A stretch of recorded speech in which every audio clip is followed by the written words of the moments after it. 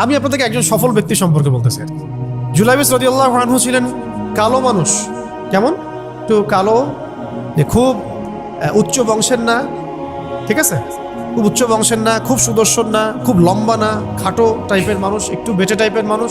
টাকা পয়সা একদমই নাই, একদমই টাকা পয়সা নাই, বংশমর্যাদা এইসব দিক থেকে তাকে আন্ডার স্টিমেট করা হয় আর কি। এমনকি ফিজিক্যাল স্ট্রাকচারও তারা আমাদের অনেকের মধ্যে সুদর্শন। তার অবস্থা কেমন? নবী সাল্লাল্লাহু আলাইহি ওয়াসাল্লামের সাহাবীরা অন্য হাদিস থেকে বলেছেন যে নবী সাল্লাল্লাহু আলাইহি ওয়াসাল্লাম মসজিদে যেতেন, মদিনায় মসজিদ নববীতে যেতেন, রাস্তার পাশে তিনি পড়ে থাকতেন। ধরেন আমরা মসজিদে হেঁটে আসতেছি, রাস্তার পাশে একজন বসে আছেন, গায়ের জামা কাপড় খুব একটা উন্নত না, ছেঁড়া, তাসবিহ নিয়ে জিকির করতেছেন। আপনি কি খুব ফোকাস করবেন তার দিকে? করবেন না। কিন্তু মানুষ তার দিকে ফোকাস করে না খুব একটা, যাওয়া আসা করে, সে পড়ে থাকে। কেউ খাবার দিলে খায়, না দিলে খায় না। এইভাবেই তার দিন যাচ্ছে। কোথাকার ঘটনা এটা? মদিনায়, হিজরতের পরের ঘটনা। সাহাবীর নাম জুলাইবিস রাদিয়াল্লাহু আনহু। খুব উচ্চ বংশের না, অর্থবিত্ত নাই। বারবার বলছি, আমি রিপিট করতেছি কেন? বিকজ এটা আপনাদের সাথে অনেক অনেক মানে সাইকোলজিক্যালি মিলবে বিষয়টা অনেকের সাথে, এবং এটা আমাদের খুব ভালো করে জানাও দরকার আছে। একদিন নবী সাল্লাল্লাহু আলাইহি ওয়াসাল্লাম তাকে বললেন যাওয়ার সময়, হে জুলাইবিস, তুমি কি বিয়ে করবা? প্রশ্নটা কি? খুব মজার আলোচনা না এটা আমাদের কাছে, অনেকের কাছেই। হে জুলাইবিস, তুমি কি বিয়ে করবা না? প্রশ্নটা এরকম ছিল, হে জুলাইবিস, তুমি কি বিয়ে করবা না? উনি তো আকাশ থেকে পড়লেন, ইয়া রাসূলুল্লাহ, আমাকে কে বিয়ে করবে?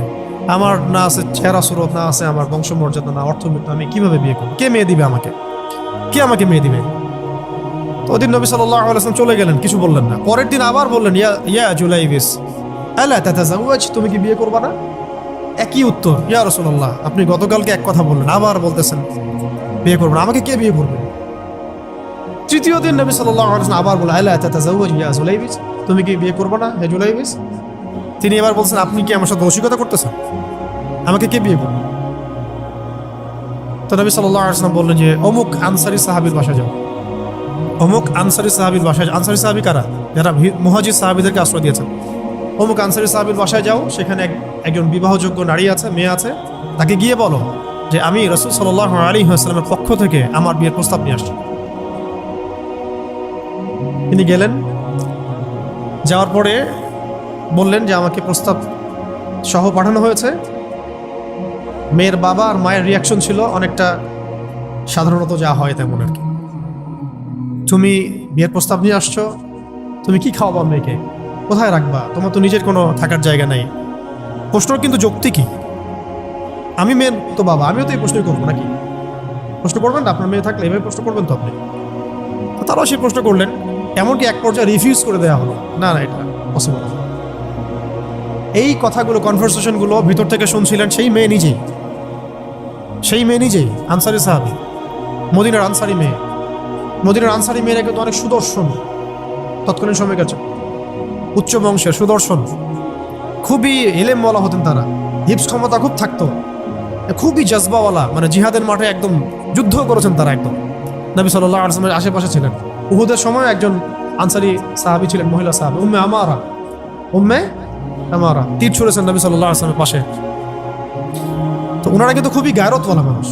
তিনি বলছেন, হে আমার বাবা মা, এই প্রস্তাব কে পাঠিয়েছে? নবী সাল্লাল্লাহু আলাইহি ওয়াসাল্লাম। যে প্রস্তাব রাসূল পাঠিয়েছেন সেটাকে কিভাবে তোমরা ডিনাই করো? আমি জুলাইবিসকে বিয়ে করবো। কে বলছেন এটা? আপনি পুরা সিস্টেম খুঁজে এরকম একটা আনসারী সাহাবীর মতো মেয়ে আমাকে দিতে পারবেন? ইল্লা মাশাআল্লাহ, হইতে পারে ইল্লা মাশাআল্লাহ। তো ওই মেয়ে নারী সাহাবী, তিনি রাজি হলেন।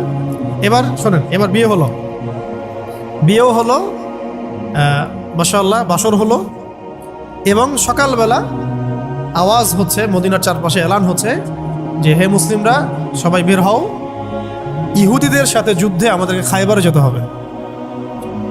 ইহুদিদের সাথে যুদ্ধে আমাদেরকে খায়বার আক্রমণ করতে হবে। নবী সাল্লাল্লাহু আলাইহি ওয়াসাল্লাম তোমাদেরকে আদেশ করেছেন। এটা কিন্তু হুদাইবিয়া সন্ধির পরের ঘটনা। আর ইহুদিদের সাথে আমাদের বেশ কয়েকটা যুদ্ধ হয়েছে, বনু কুরাইজার সাথে, বনু কাইনুকার সাথে, বনু নাজিরের সাথে, এবং ফাইনালি খাইবারে এদের সাথে। তো জুলাইবিস রাদিয়াল্লাহু আনহু বের হয়ে গেলেন যুদ্ধের জন্যে। এবং খায়বারের যুদ্ধ হলো, খায়বার অবরোধ করা হলো এবং খায়বার যুদ্ধের বিশাল হিস্ট্রি আছে, আপনারা পড়ে নিয়েন, লম্বা কথা।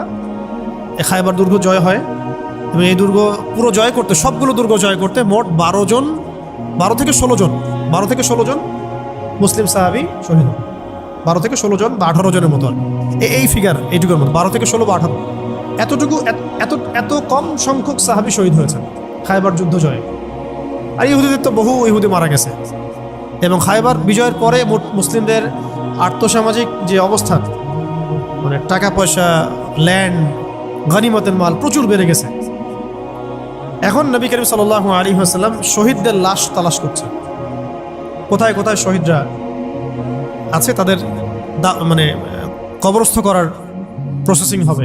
উহুদ যুদ্ধেও তো হয়েছে না, ওই রকমই প্রত্যেকটা যুদ্ধেই তো এটা হতো। লাশগুলো তালাশ করতে করতে করতে করতে করতে একটা কর্নারে গিয়ে তিনি দেখলেন সেখানে জুলাইবিস রাদিয়াল্লাহু আনহুর লাশ পড়ে আছে। কার? জুলাইবিস রাদিয়াল্লাহু আনহুর লাশ পড়ে আছে, যার ব্যাপারে আমি গল্পটা বলছি আর কি। এবং তার গায়ে অসংখ্য তরবারের দাগ, ক্ষতবিক্ষত অবস্থা, এবং তার আশেপাশে মোট 1 2 3 4 5 6 7 8 9 জন ইহুদির লাশ পড়ে আছে। ছোট সাহাবী, বলেছি আকৃতিতে ছোট, খুব উঁচু বংশের না, অর্থ সম্পদ কম, দেখতে সুন্দর না। গতকাল বিয়ে করেছেন, কেউ তাকে বিয়ে দিতে যাচ্ছিল না। তার এক পাশে কয়জন ইহুদির লাশ, তার পাশে মোট 9 জন ইহুদির লাশ পড়ে আছে, মাঝখানে তার লাশ ক্ষতবিক্ষত অবস্থায়। এই অংশটুকু আপনারা পড়ে নিয়েন, পড়লে আরো ভালো ফিল করবেন, একা একা পড়লে আরো ভালো ফিল করবেন। নবী সাল্লাল্লাহু আলাইহি ওয়াসাল্লাম নিজে তার কাছে গেলেন। হাদিসের মধ্যে আসছে, সিরাতের কিতাবের মধ্যে আসছে, নবী সাল্লাল্লাহু আলাইহি ওয়াসাল্লাম নিজে তার কাছে গেলেন। যাওয়ার পরে তার যে মাথা, সেই মাথার পাশে নবী সাল্লাল্লাহু আলাইহি ওয়াসাল্লাম বসলেন। বসার পরে নিজের হাতে জুলাইবিস রাদিয়াল্লাহু আনহুর চেহারা থেকে এরকম করে ধুলাবালিগুলো সরানো, নবী সাল্লাল্লাহু আলাইহি ওয়াসাল্লাম তার গা থেকে রক্তগুলো আমাদের নবী সাল্লাল্লাহু আলাইহি ওয়াসাল্লাম মুছলেন, আদর করলেন, চুলগুলো ঝাড়লেন। দৃশ্যটা চিন্তা করেন, তার চুলগুলো তিনি ঝাড়তেছেন, চেহারা থেকে রক্তগুলো মুছতেছেন। কে? নবী সাল্লাল্লাহু আলাইহি ওয়াসাল্লাম তার চেহারা ধুলাবালিগুলো মুছতেছেন। নিজের এই পায়ের মধ্যে, উরুর মধ্যে তার মাথাটাকে নিয়ে এসে রাখলেন নবী সাল্লাল্লাহু আলাইহি ওয়াসাল্লাম। রাখার পর এইভাবে আদর করতেছেন। আর এরপর উপরের দিকে তাকালেন, তার জন্য তো দোয়া করলেন, উপরের দিকে তাকালেন, তাকে চোখ নামায় নিলেন। সাহাবা কেরাম তো আশেপাশে আছেন অনেকেই, বললেন যে ইয়া রাসূলুল্লাহ, আপনি এমনটা কেন করলেন, চোখ নামায় নিলেন কেন? তখন তিনি বললেন যে আমি দেখলাম যে জান্নাতের হুরদের মধ্যে অসংখ্য হুর ছুটে আসতেছে, কে জুলাইবিসকে আগে বরণ করবে তার জন্য। তিনি নিজে কাঁদলেন, জুলাইবিসের জন্য নিজে কাঁদলেন, নিজের হাতে তাকে এইভাবে উঠালেন। তিনি ছোট মানুষ ছিলেন। এরপর 2 হাত দিয়ে তাকে উঠালেন, উঠায় নিজের হাতে তাকে দাফন করলেন। দাফন করার পর তিনি বললেন, ইয়া জুলাইবিস, হে জুলাইবিস, আনতা মিন্নি ওয়া আনা মিনক, তুমি আমার অংশ, আমি তোমার। হে জুলাইবিস, তুমি আমার, আমি তোমার। হে জুলাইবিস, তুমি আমার, আমি তোমার। এই কথাটা বললেন কে? নবী সাল্লাল্লাহু আলাইহি ওয়াসাল্লাম। কারণ আপনাদেরকে আমি সাফল্যের মানদণ্ড কিভাবে বোঝাবো, এর বাইরে কোনো ভাষা নেই আমার কাছে। সাফল্য বলতে কি বোঝান? এই সিস্টেম সাফল্য বলতে কি বোঝায়? এই ওয়ার্ল্ড অর্ডারটা সাফল্য বলতে কি বোঝায়? এই বস্তুবাদী জগৎটা আমাদেরকে সাফল্য বলতে আসলে কি বোঝায়? সাফল্য বলতে বোঝাচ্ছে ইমান।